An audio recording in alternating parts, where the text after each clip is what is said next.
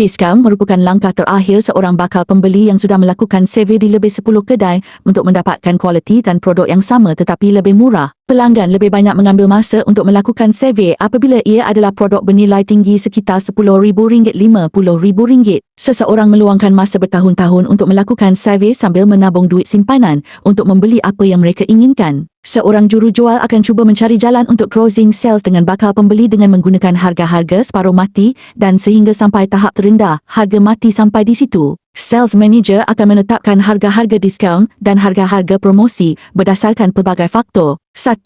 Stock clearance. 2. New stock or model incoming. 3. Slow movement stock. 4. Musim raya. 5. Vendor promo. Ada setengah jurujual tidak akan menjual harga mati kerana jurujual tidak akan diberikan komisen untuk sales tersebut. Padahnya, rugi air liur, masa tenaga menguruskan pembelian tersebut, lebih-lebih lagi melayani after sales service apabila produk tersebut mengalami defek. Bila sudah berlaku seperti itu, pelanggan mungkin mendapat layanan buruk dari jurujual tersebut kerana pelanggan tersebut tidak memberi manfaat sama sekali kepada jurujual itu. Harga mati jurujual gunakan apabila sales target dia tidak tercapai pada bulan tersebut. Jika sales target tidak dicapai, ada banyak kemungkinan bakal terjadi.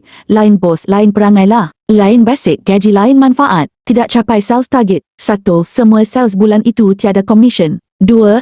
Tiada insentif RM350. Contohnya, kalau tidak icil RM20,000 sales. Contohnya, basic gaji RM1,700 tambah allowance sales RM350, RM2,050 basic, belum masuk komisen. 3. Komisen cuma 1% kalau tidak dapat target, biasa 3%. Kuncinya komisen dan diskaun ialah peralatan-peralatan dan mainan-mainan seorang jurujual. Jika tiket diskaun separuh mati RM100, jurujual tidak akan guna semua kredit tiket tu. Dia hanya akan menawarkan diskaun RM30 sampai RM50. Lain barang lain nilai diskaun, barang RM12,000 mungkin boleh diskaun mati sudah sampai jatuh RM9,000. Banyak bagi diskaun, performance sales jurujual akan jatuh.